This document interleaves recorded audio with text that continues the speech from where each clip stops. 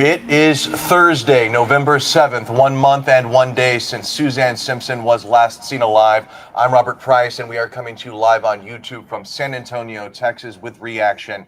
We are joined by three reporters who have been covering this case from the very beginning: Jordan Elder, Mariah, Medina, and Yami Virgen. We'll start with you, Jordan. You just got back from the Bexar County Jail with a big breaking news, I should say, off the top. Suzanne's husband, Brad Simpson, has been charged with her murder. You were just getting back from the Bexar County Jail, where Brad is being locked up, remains in jail. What's the latest? Bring us up to speed on where things stand. So those charges came down today. Brad Simpson was already in the Bexar County Jail on some other charges, so this one was added on. The bond has now gone up to $5 million total. So we were there because we found out through sources today that Brad Simpson was actually moved at some point today. He was taken from the Bexar County Jail about 1:15 this afternoon, and then taken to a DPS facility here in San Antonio to be questioned. Not clear what specifically about. It could have to do with these charges. It could be something different. And then he was taken back to the Bexar County Jail at about 3 o'clock. So we were stationed there, just keeping an eye on things. But definitely a big development. Obviously, it's not one that the community wanted. Kind of a... You mean the implications of a murder charge? Right. Like, I think our community was really pulling for Suzanne Simpson to be alive, of course. So to have this come down, I think that is starting to settle in with people now that maybe she is not coming home, which is obviously not what our community wanted for one of our own. And we should make clear, we still do not know where Suzanne Simpson is. That's where we bring in Mariah. You've been speaking with attorneys because we know there's going to be an uphill battle for prosecutors trying a murder case without a body. Yeah, so I talked to board-certified criminal defense attorney Shannon Locke. He is not tied to this case in any way, but he was explaining to me that there are so many different reasonable possibilities as to why somebody would disappear that aren't murder. And so he explained to me that not only does the state have to prove that Suzanne Simpson is deceased, but that her husband had murdered her. And so, obviously an uphill battle. As far as we know, law enforcement sources have told us that they have not yet found her body. So that is going to definitely be an uphill battle. And Yami, the search for Suzanne has been exhaustive. Going back 1 month, October 6th, the last time she was seen alive, they've looked at multiple locations. Correct. So they've been looking, and this reminds me of the Patty Vaughn case. The husband, everybody has assumed the husband was the one that did it for years. The sheriff's office has said that, but there were never any charges. So here, you kind of have to wonder, on the same day that Brad's friend was in court and they lowered his bond, all of a sudden we're taking now Brad Simpson out of the Bexar County Jail. We're taking him to a DPS office. We're going to try to talk to him again, and he goes right back, and now he's charged with murder. So you kind of have to wonder what evidence they have. Just like Mariah said, most of the times they do not want to try to prosecute without a body, but you have to have enough reasonable evidence there, probable cause for you to file a murder charge. I don't know when the last time, as maybe Mariah or you remember, when was the last time that you saw a $5 million bond? Oh, yeah. Extremely rare. Extremely rare. So the searches are going on. I know at the beginning, we all were looking to see the different places that were owned by this family. Where are the properties? Right now, I think the key property that they're looking at is in Medina. And I would assume that within the next couple of days, we're going to see them going back out to Medina and start looking again for Suzanne's body. So we see the social media comments. We know how the public feels about his possible guilt or lack thereof. The family has been more tight-lipped. We have interviewed on camera Suzanne's mom, Suzanne's sister, and now Jordan, we're hearing from Suzanne's oldest daughter on social media, on Instagram. Right. So Suzanne and Brad are parents of 4 children. I believe their oldest is about 20. And she put up some extensive Instagram stories in the last few days. And she said something along the lines of, my father killed my mother in a fit of rage, and that there were issues with control. And she really spoke up about domestic violence specifically in our community and said for the longest time, this is something that people have kept quiet. And it's something we need to be open about and talk about so that lives can be saved. You could tell in the tone of those stories that she was frustrated. Obviously, I'm an oldest of 4, so I feel for her. I can't imagine what it's like to be in that scenario where your mom is missing, you don't know where she is, your father is in jail. As the oldest kid, that probably falls a lot on you. And so for her to speak out in that way, I think it was very brave, and I hope that it helps others too. Calling this to light, that domestic violence sometimes goes unspoken about in San Antonio. Normally a staple in news gathering and murder investigations, what we rely on in telling you the news is the arrest warrant affidavit. That's where we get a lot of the nuggets that become public. We don't have access to the arrest warrant affidavit for this murder charge, do we, Mariah? Right. So immediately after the charges were made public, I requested the arrest affidavit, and that usually details what probable cause law enforcement had to secure the arrest of that individual for that particular charge. And in this case, I was told that per orders of Judge Escalona, that would be under seal for 30 days. Now, I did talk to Shannon Locke, who is a board certified criminal defense attorney, just restating this. He doesn't have any connection to this case, but he explained to me that is very rare that it is filed under seal. And so he says that something that tells him is that the state has evidence or leads or investigative details that they don't want the defendant, in this case Brad Simpson, or his defense attorney to know about just yet. And I did reach out to his defense attorney, and his defense attorney obviously said no comment. But it's going to be very interesting when that is unsealed, because obviously they filed these other charges and we're just now seeing that murder charge. So it's going to be interesting to find out what new details led them to believe that they had enough probable cause to make this arrest for murder. It's so much so that a judge signed off on it. I mean, for instance, the knowledge that we have in the public of the witness, the neighbor who across the street saw him restraining his wife the night that she went missing. We only know that because of the arrest warrant affidavit. Now, correct me if I'm wrong. You may recall last month, law enforcement and all those volunteers spent days, 4 or 5 days out at that landfill. They needed a search warrant, and that was also sealed, I believe. So we also don't know what evidence prompted them to look so hard at that landfill. Definitely. And something about search warrants is that they do have a lot of information, and whenever they return those search warrants, they file what is called a return, and that's when it becomes a public record. And so we've checked, and we have found that no returns so far have been filed yet, and we still don't know what led them to those particular locations. Yami. Yeah, and I wanted to mention, I pulled up the affidavit from earlier when Cotter was arrested, his best friend. Right, yeah. So that one, the interesting thing to me about this is it says, I learned that Brad Simpson had texted Cotter on 10/8 following, if you're in Bandera, can you haul ass and meet me at your house? I don't have much time. And then if you keep going down, he also tells him to make sure that he leaves all that, quote, shit in the pump house, especially that gun. It just leads you to believe they have a lot more. And of course, that we have yet to see. That Bandera location, I think, is going to be key. You got to think about the amount of time he had. Where could he have gone? Why were they at the landfill? If we remember on that affidavit, it was also saying, I think that it was the last ping from that cell phone was near a restaurant close to their home. So if that was the last place where her cell phone was, you just start thinking, how long did he have? From the point of time that you know there's a ping on that cell phone to he disappeared, then he got home, you have to kind of draw a circle as to how far he could have gone and come back. I should mention I was actually in court on Monday for that longtime business partner James Val Cotter's bond reduction hearing.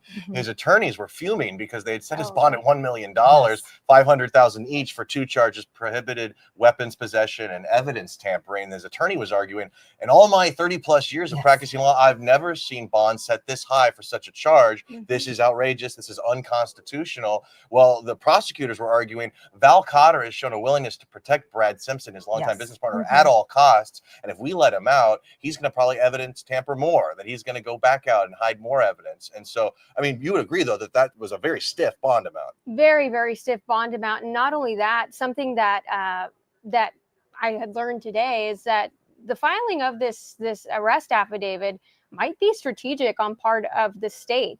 So the state has, I believe, 90 days for felony charges to indict the case. Otherwise, the defendant will have to usually be released on a PR bond. So that's basically go free, on your own recognizance. And so you hit the nail right on the head by saying that there are millions of dollars worth of bonds in this case. So it seems as if maybe the state feels that there's some approaching deadline. So now this new charge gives them 90 more days to continue to hold Mr. Simpson. And not only that, they can always dismiss the affidavit and file it again. Jordan? Well, there's so many layers to this too. Later on in the affidavit that Yami was reading a second ago, you found out that Val Cotter is accused of taking one of the guns from Brad Simpson and hiding it strategically inside a wall, I think behind a TV, to the point where you had to have a very specific string mechanism to pull it out. Like this, it seems planned, because most people, at least in my experience, don't have places and situations like that set up specifically. So it just makes you wonder the extent of the involvement and the time, like you were saying, Yami. Makes you wonder what else is going on that you would have that in your home. And again, the elephant in the room, this is, and people are going to be watching from all over the country. Right. Almost Park, Alamo Heights, Monte Vista, that whole area is very elite. It's the old money, old names in San Antonio. So that is coming, I believe, into play also. And part of the reason why there's so much interest, other than this is a mother of four who simply disappeared, is the fact of where it is. I don't know, Robert. Yeah. I mean, you grew up here also. Right. Well, so the Argyle was the club they were last spotted at. They released a surveillance photo, an image of her leaving the Argyle. There was supposedly some sort of confrontation or loud yelling that continued in front of the house in Olmus Park on Olmus Drive, East Olmus Drive. I want to go back, though, and be explicit about this bond reduction hearing and the timing of all this. We should make clear that his bond, James Val Cotter, the longtime business partner, 65-year-old man, had his bond reduced today. Thursday. He was originally, the hearing was on Monday. They had a continuance so that his mom could testify on Tuesday. There was another continuance, and we're like, how long is this going to drag on? Well, sure enough, the reduction goes to what, $100,000, which is very doable because it's 10% of that. Yeah. And you're saying the timing is a little fishy, that it coincides with the day that Brad, his business partner, gets charged with murder. I mean, do you find it fishy? I think it touches on the fact that this could potentially be strategic. I mean, if his business partner is getting his bonds reduced to $100,000, I mean, I think the state is, seeing what's going to potentially happen in Mr. Simpson's case, and is saying, okay, we're going to add another charge where that defense attorney will have to file a separate motion to have that bond reduced, and it starts the process all over again. And for people that don't know, I'm going to do this to you. Mariah has a law degree. She has passed the bar. So you know what you're talking about. I mean, I've been doing this for 20-some years. You literally have a law degree. How often do you see this happen?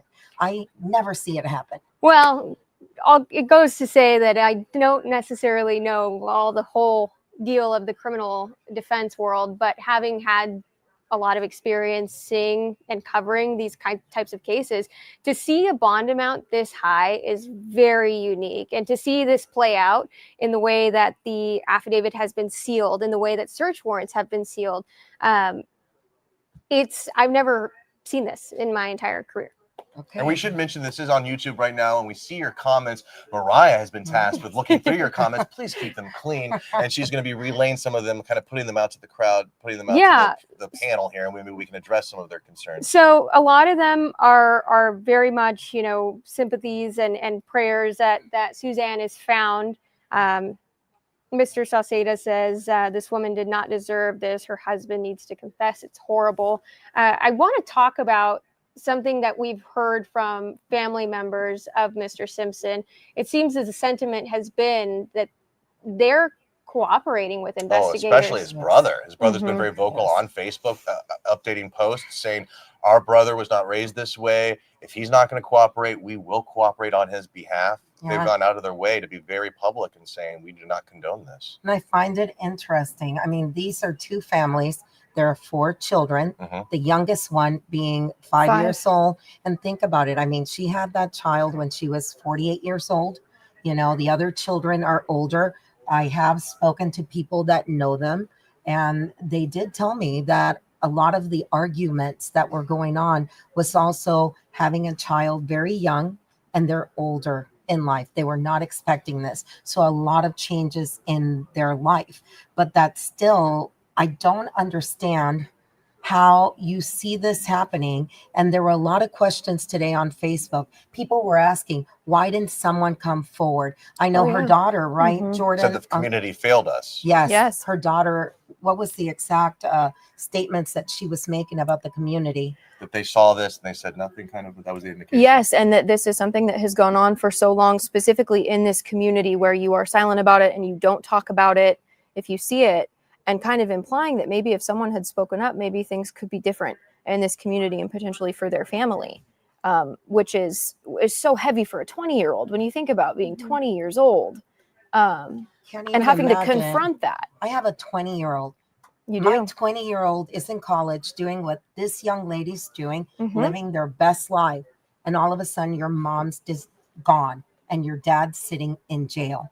I mean, I can't even understand what she has to be going through right now. Now, I don't know this is mere speculation, but I would have to imagine the location of her body may be used as a bargaining chip in terms of some sort of plea deal, sentencing, or otherwise, that the only way we're really ever going to find her is if Brad leads us to her.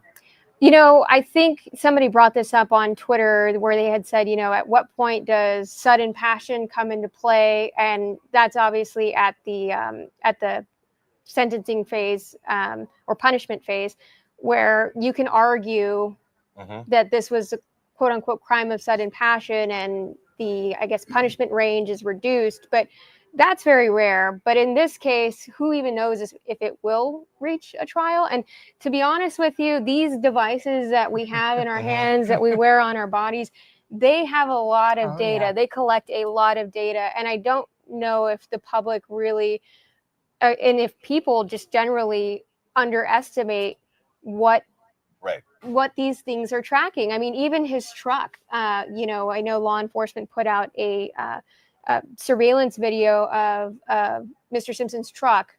And they were asking people, hey, if you have any video of this, but that truck has GPS data. The number of cases I've seen, I mean, even in this case in particular, the text messages, you know, everything. It's when you're walking around this thing, all the apps you have open in the background are picking up your location. So unless you have those, you know, privacy settings on there, it is picking up everywhere you go up until the last second. So you have to think they have all of this, or because they can't just get it, they have to get search warrants. And sometimes I know the carriers take a long time to get those search warrants back. To us, it's like, oh my God, she's been gone a year. Why didn't they just get it? Well, they can't just get it. In order to get those search warrants, it has to go to the carrier. The carrier then has to decide if they're going to send it back. So it takes time. I mean, it takes a lot of time. And we saw in that affidavit, Val Cotter handed his phone over, at least for a second. That's how they saw those messages with Brad Simpson. So it makes me wonder, are there other texts that we haven't seen? Correct. What else is there that we haven't seen that they're holding and using? Things like search history is also very intriguing to me because of the way that it's helped in other cases. And that's the part that I think stresses the community out, is the waiting. Because obviously we live in a world where you want to know everything right now, and we can't. We may not know everything right now. Again, Patty Vaughn disappeared 26 years ago. Everybody has an idea of what happened, but the body has never been found. And that could be a reality. Her body may never be found. And even if her body is found now, 1 month later, a lot of people drawing parallels to the Andreen McDonald case. Enough time went by before her remains, her skeletal remains, were found that I believe the medical examiner was not able to establish a firm cause of death. He ends up getting convicted of manslaughter. Serves, I think he was sentenced to 20 years, which is the full amount that the stiffest penalty he could get. But they weren't able to prove, like, hey, he slit her throat, or hey, he shot her in the head, or hey, this happened. You know what I mean? There was just no way to tell. And that's where you reference sudden passion. the defense can start coming up with their own story because the medical examiner's autopsy can't contradict it because they don't have a fresh body. The same with Right. Scott and Lacey Peterson too. That Mhm. was a very high profile case where they didn't have the body for a very long time. But you have to wonder again what kind of evidence they do have. Hmm. Oh, And I do it's- wonder. Yes. Well, so you brought up the Andreen McDonald case, and in that case, Andre McDonald was charged with tampering and Mhm. these lesser offenses, and then her remains are found, and ultimately he is charged with murder. Right. And it goes to trial. Manslaughter is what they end up deciding on, but it just brings this it makes it evident that it's very rare to charge without a body, because they only charged Andre after her remains were found. Yes. So to be this early in the process, you feel confident that the DA's office will go forward with this case? Well, let's see. I know that I did talk to a lot of people, and we talked about that. I did talk to a lot of people in law enforcement, city of San Antonio, Bexar County, and a lot of them were surprised to see Joe Gonzalez, the district attorney for Bexar County, go ahead and say, we have enough for them to go ahead and do this. I mean, I was a little surprised, but I mean, now it's Because done. they have cases without a body that they Correct. think are strong enough to go to trial. Yes. Oh yeah. And yet they We've don't take seen them. this so many times, and they don't take them. And you also have to wonder, on that first affidavit, they were talking about someone that informed them of the conversation between Brad and Mr. Cotter. So who's that person? How much more do they know? I mean, I cannot believe that nobody else knows anything other than Mr. Cotter. There has to be more information. And again, I think society as a whole, people don't want to get involved. Mhm. Or very loyal. Very loyal. There you go. That's true. That's Yeah. very true. And That's something that came up. Somebody said, don't neighbors have cameras? Sheila Stahl says, it seems to me a possibility that Val, tired of jail time, spilled whatever he knew, which possibly led to enough information that would reduce his bail and push the charge of murder to Brad. And then somebody else said, do you think that there would be a change of venue if there is a trial? Because of the high media attention. I mean, that request will absolutely be made. Whether it's granted or not is a different story. It is a different story. And you have to wonder also what's going on in that community as people are sitting there and going through everyday life, and they have to drive past this home and they have to drive past this park.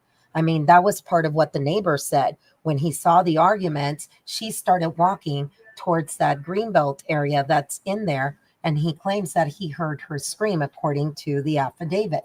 So you have to wonder, how do you keep having normal life, not knowing where one of your neighbors may be buried somewhere within your community? I mean, it's crazy. And she was well known. She was a real estate agent. She was involved in so much. And maybe people are coming forward and we're just not hearing about it. Maybe they're doing that solely with law enforcement. But I hope that people are standing up for her. I really do. Definitely. Also worth noting, in the 25 minutes or so that we've been streaming here live on YouTube, we have learned that Olmos Park Police will be holding a news conference tomorrow, Friday at 2 p.m. The first real opportunity to field questions from the media. You know, there's going to be a lot of questions. How candid they're going to be is another story. I have found their police chief to be quite candid when he is put in front of the cameras in that situation. In between, in terms of the emails and the phone calls, not so much, but it's understandable. They don't want to ruin their case. But that first initial press conference he gave, and then the day after, he answered all our questions. He did. And then think about it. Now the Texas Rangers are also involved. This is a different beast. The Texas Rangers are a totally different beast.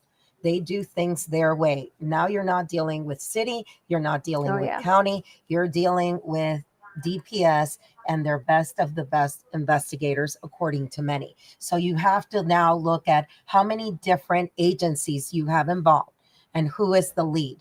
I mean, you work with the police department. How big is it when you have a lead in a case for you not to step on somebody else's toes? Oh, it's huge. You know, earlier today when I had gotten a tip that they were walking a warrant, I was under the impression that it was BCSO that had walked the warrant. Bexar County Sheriff's Office. At the Bexar County Sheriff's Office. And the first thing that popped into my mind was, I don't think these agencies are going to really like that. You know, you take ownership of your investigation, especially big cases like this.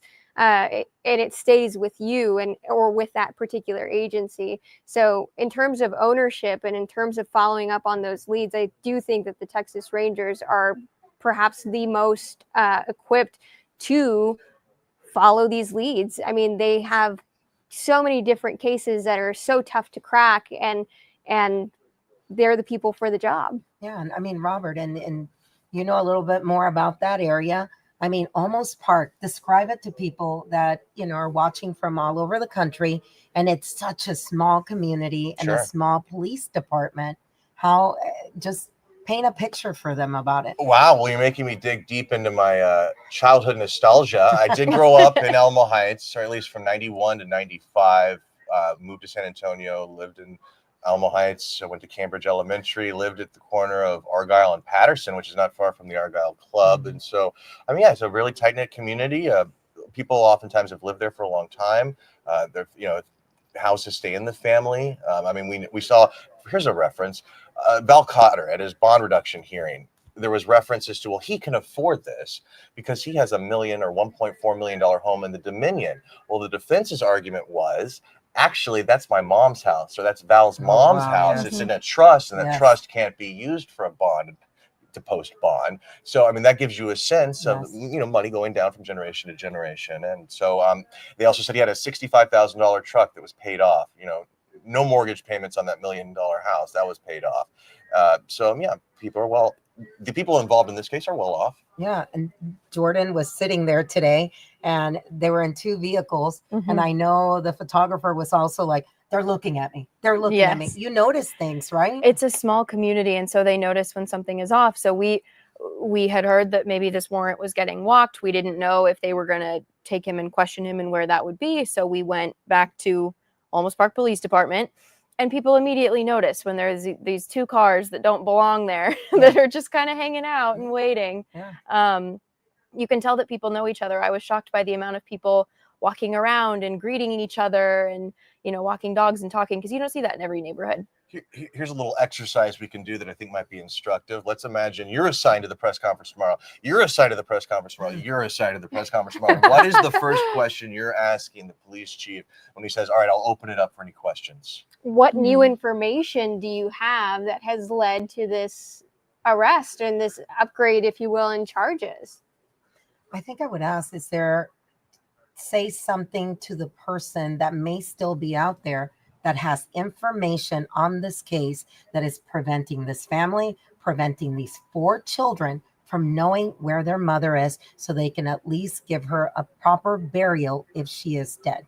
That's what I would want to know. I would want to know more about the specific types of evidence that they have already. I know they probably wouldn't be able to get super specific about what they have, but if they have search history, if they have more text messages, if they've got surveillance camera video, I would just want to know kind of in generalities, what are they going off of and what do they need, if they need anything else that people may have. What changed? Why now? I do want to ask, Yami, because you cover crime and courts extensively.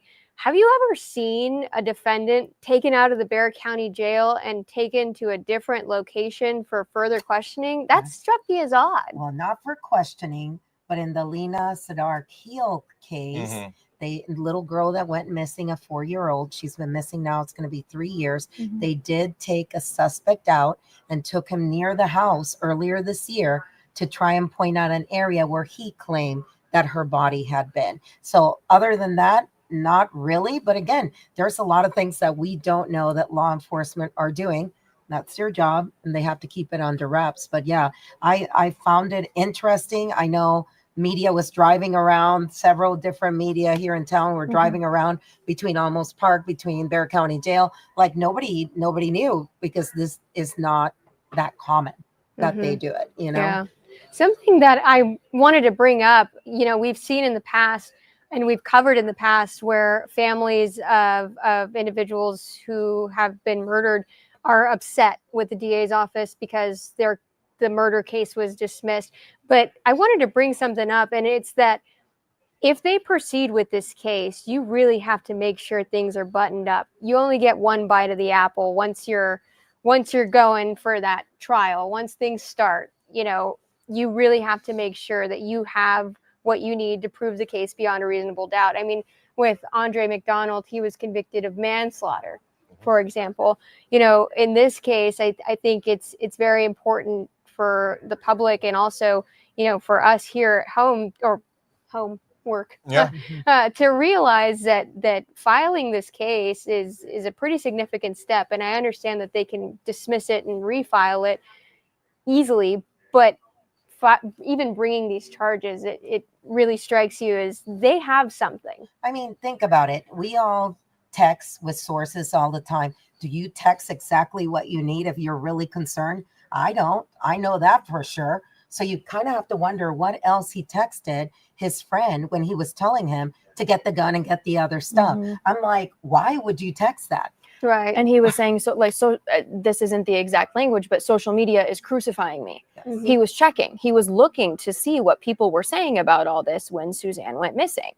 I thought that was a very candid thing to say to someone. And obviously it's one of your best friends. He says, but- "You're all I have." Yeah. And I know I'm going to mess this up, but somebody told me, they're like, now think about it. You're in court, you're trying this case. And if you're the defense attorney and you say, you know, well, what if I told you right now that Suzanne's about to walk in the back door? Ugh. If everybody turns around, there's your reasonable doubt. That is, yes, Wow. I've heard Yeah. that anecdote before, Yes. and I was just thinking about that. You So know, it makes you wonder, what do they have? If he went ahead and texted that, what else did he text that day? And Mhm. again, you know, everybody's hoping, but now they've charged him with murder. So you have to really think in your head, there has to be enough there that they're pretty sure that she's dead. Pat Sem says, if there was a plea deal, could it have been made today? In all likelihood, no. Usually this is after the state has provided discovery, when that is, you know, all evidence that they have against the accused individual.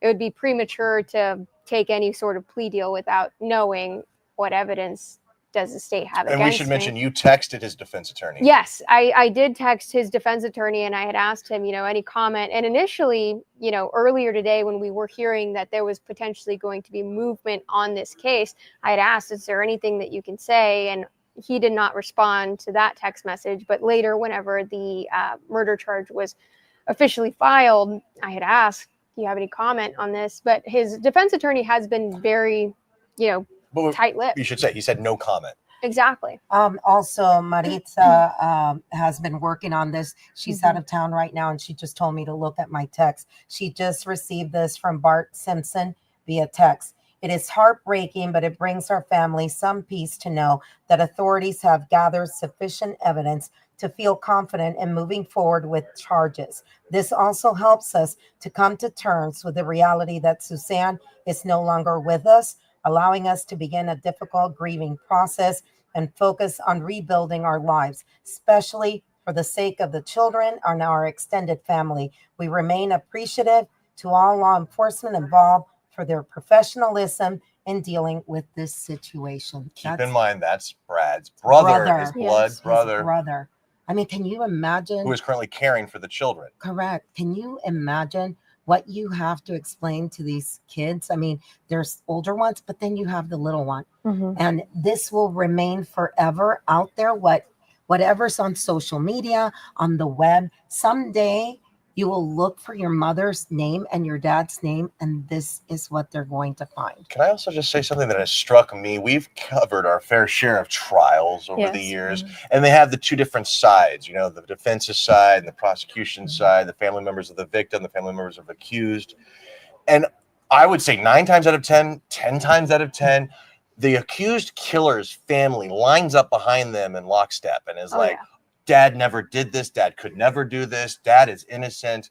How could you even assume or accuse my dad of doing this? And I'm just struck by the fact that his brother is basically saying he's guilty. His grown daughter is saying he's basically guilty. I mean, can you recall that many instances like that where No. someone is breaking ranks? No, They even provided video footage from the gun vault where Yes. Brad kept his firearms, and also provided Almost Park Police with all of these firearms, and that's how they located that short barrel rifle that they ultimately charged Brad with federally.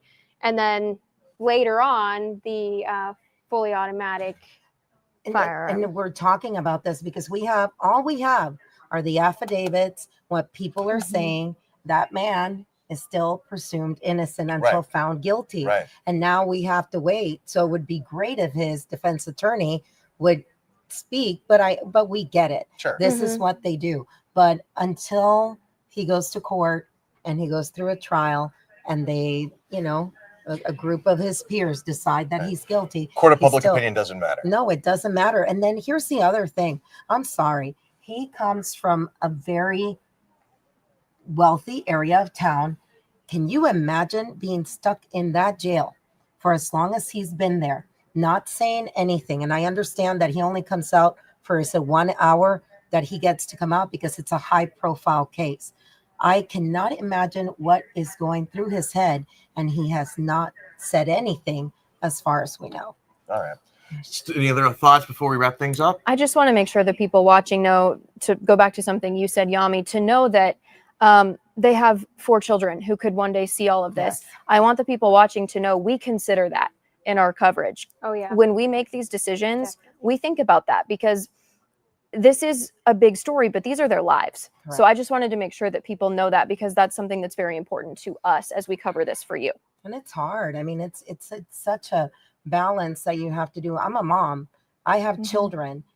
To think about me being gone and not being able to be there raising my children and what is said of what happened to me someday. And many people in one of the groups on Facebook are her friends, and they all talk about wanting people to know that this woman was more than the crime that may have happened to her, that she was a mom, she was a daughter, real estate agent, a friend. So we have to keep that in mind also. But ultimately, there has to be justice for Suzanne. 50, yeah. Well, I was just saying that I do think that there's also a lot of a lack of understanding, really, of domestic violence and how difficult it can be to escape a situation like this. She's a mother of 4. She has a life. She has, everything with this individual in particular, and to walk away from that as a result of domestic violence, that's difficult. It's very, very It's hard. difficult. It is hard. And, we all go through things like that with friends. I've had friends that have gone through this. And you have to think also, because I know her friends, some must be feeling bad or thinking twice, what could I have done? And I have gone through this with my own friends, where that they're the victim of domestic violence, and you try and you try and you try to get them out, and you cannot get them out. And you wonder, is the next call going to be somebody telling you that your friend is dead? And there's only so much you can do. And this happens in the best of families and in the worst of families. Rich homes, poor homes, it doesn't matter. It happens all over our communities, all over the United States. Very much a developing story. 53-year-old Brad Simpson now charged with the murder of his wife, Suzanne Simpson. We do hope to learn more tomorrow, Friday at 2 p.m., when Olmsted Park Police will hold their first news conference since this murder charge was announced. Until then, for Yami Virgen, Mariah Medina, and Jordan Elder, I'm Robert Price. Thank you so much for joining us.